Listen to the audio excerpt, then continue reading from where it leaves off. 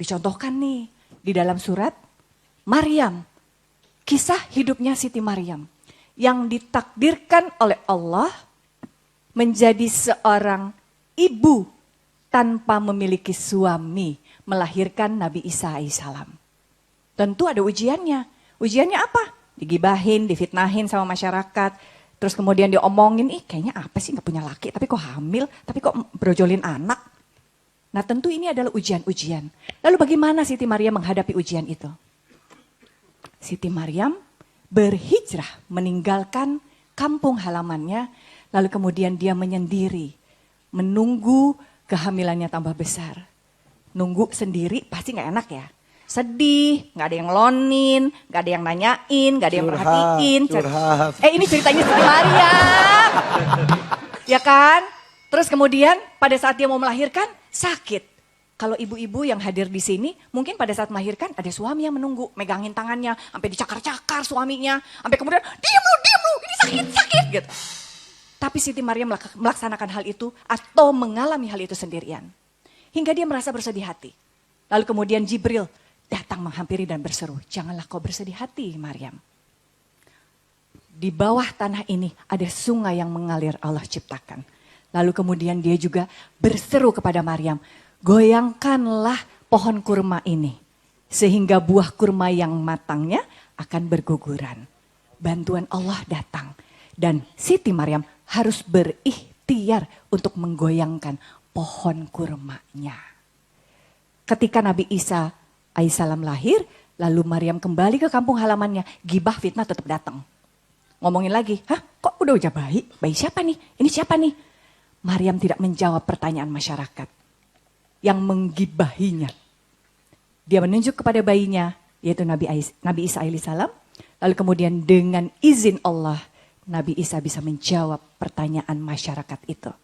Di dalam surat Maryam ayat 30. Yang menyatakan bahwa aku adalah hamba Allah. Dan aku diberi kitab Injil. Dan aku telah ditunjuk oleh Allah sebagai nabi. Nah semua orang pada kaget dong, bayi kok bisa ngomong ya. Semua terjadi karena kehendak Allah. Kalau Allah bilang kun fayakun, ya pasti terjadi. Di surat apa ya? Di surat Yasin ayat 82. Innama amruhu idza aroda syai'an ayyakul lahu kun fayakun. Jadi Allah bilang kalau saya mau sesuatu terjadi, Allah hanya berkata jadilah, maka sesuatu itu terjadi. Masya Allah, Allahu Akbar. Berbicara kembali soal single parent, ataupun janda, ataupun orang tua tunggal. Memang capek ya. Gue doang sih ya yang capek ya. Maaf ya. Mama agak sedikit curcok. Mama juga ya, Mas? Mama juga ya, Ma ya? 22 tahun. Senior. Bayangin. Tapi Mama nggak capek. Harus berperan ganda. Jadi bapak, jadi ibu juga.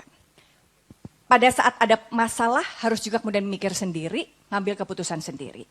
Pada saat kemudian anak lagi rewel, kita harus tetap kuat. Pada saat kita lagi capek, kita nggak bisa diem, nggak bisa mengeluh, nggak bisa itu semua. Nah tentu, apa yang bisa kita lakukan?